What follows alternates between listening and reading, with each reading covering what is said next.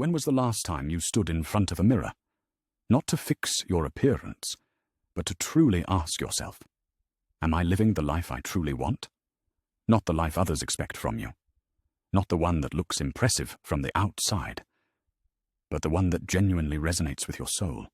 Carl Jung, the great Swiss psychologist, believed that most people spend their lives living as someone they're not, molded by family, society, and culture. We are taught to please, to obey, to perform, but rarely to listen. From the moment we are born, the world begins writing our story for us. What we should value, what we should fear, what we should chase, and most dangerously, what we should suppress. And so, we build lives that are technically successful, but emotionally empty. We pursue approval instead of purpose. We build relationships out of fear of being alone rather than love. We work jobs we secretly resent, all for an identity we didn't choose. Sound familiar? Every time you say yes to others while saying no to yourself, you're teaching your soul that it doesn't matter. You're silencing your own voice. Jung called this inner voice the unconscious, the deep part of you that always knows when something's off. That discomfort you feel, that inexplicable ache, that's not weakness. That's your soul protesting. But here's the catch. Most people don't want to hear that voice, because it asks them to change. And change is terrifying. Let's pause here. How many of your recent choices were made from authenticity? And how many were made from fear? Fear of rejection. Fear of not being enough. Fear of being different. Jung believed that when we live in fear, we disconnect from ourselves, and then spend our whole lives chasing something we've already lost, our truth.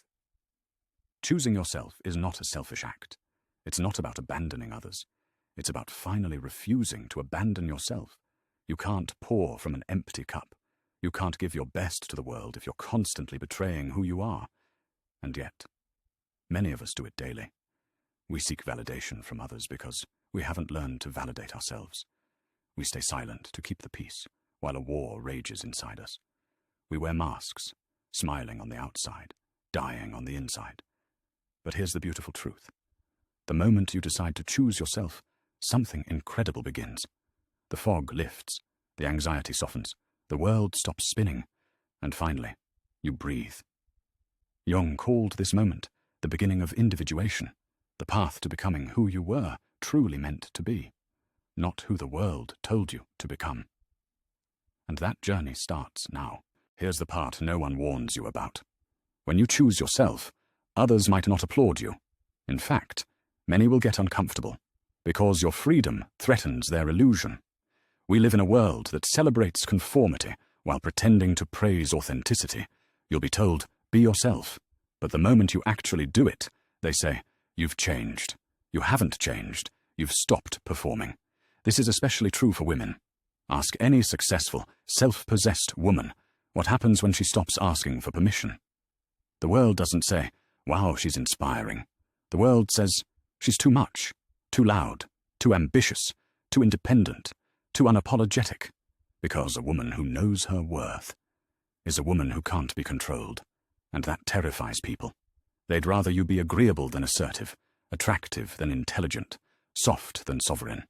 Even in modern dating scenes, this is playing out every day. You'll hear things like, you can be strong, but don't scare him. You can be smart, but not smarter than him.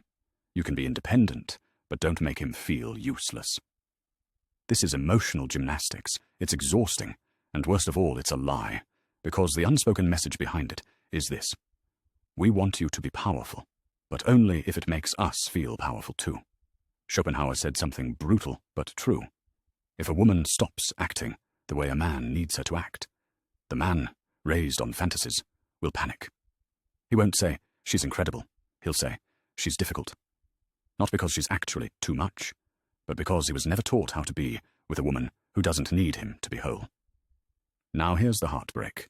The stronger a woman becomes, the lonelier she might feel. Not because she's wrong, but because the world still punishes women for not shrinking. Let that sink in. Have you ever dimmed your light just to keep someone else comfortable? Ever made yourself smaller to preserve peace? That's not harmony. That's self-erasure. Choosing yourself often means losing the approval of people who only loved you when you were pretending. And yes, that hurts. But do you really want a life where you're only accepted for being less than who you are? Carl Jung believed that much of what we call personality is just a well-rehearsed performance.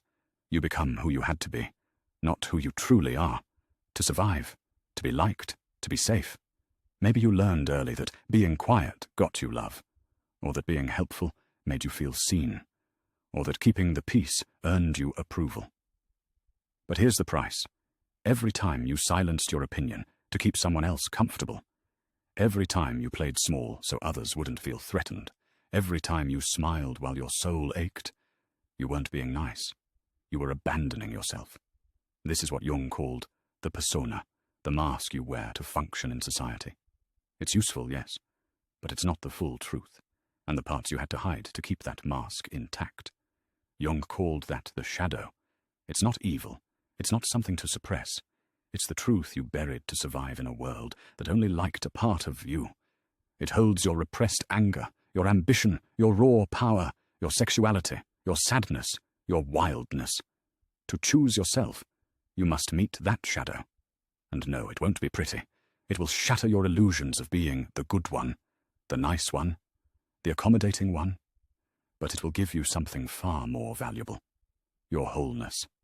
Because healing doesn't come from becoming better. It comes from becoming real. You don't need to fix your shadow. You need to befriend it.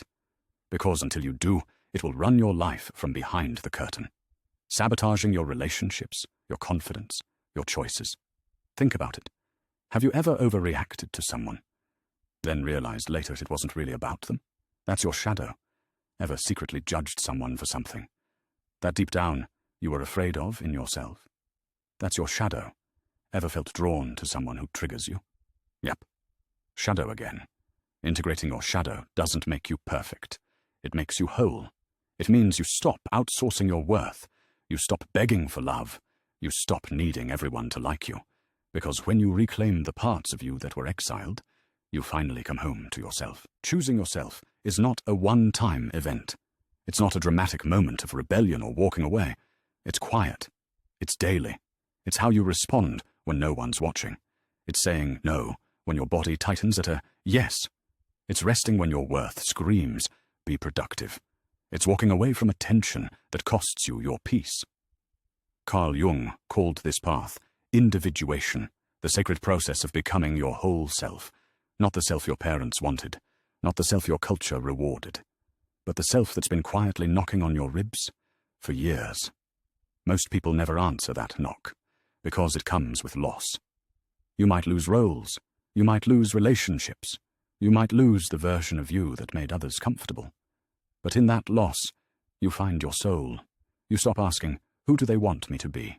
And start asking, what kind of life feels true to me? Maybe you've spent years being what others needed, the good daughter, the perfect partner, the agreeable friend. But now, you're exhausted, because being everything for everyone means being nothing for yourself. Here's the radical truth. You are allowed to outgrow people. You are allowed to outgrow dreams that were never yours. You are allowed to outgrow versions of you that only existed to survive. You are allowed to choose yourself. And when you do, something incredible happens. The world that once told you to shrink starts to shift. You begin to attract people who see you, not your performance. You begin to feel safe inside your own skin. You begin to wake up, not to obligations, but to possibilities. Choosing yourself is not selfish, it's sacred, because when you choose yourself, you give others permission to do the same. So let me ask you, what would happen if, starting today, you stopped negotiating your worth? Who might you become if you stopped apologizing for your power?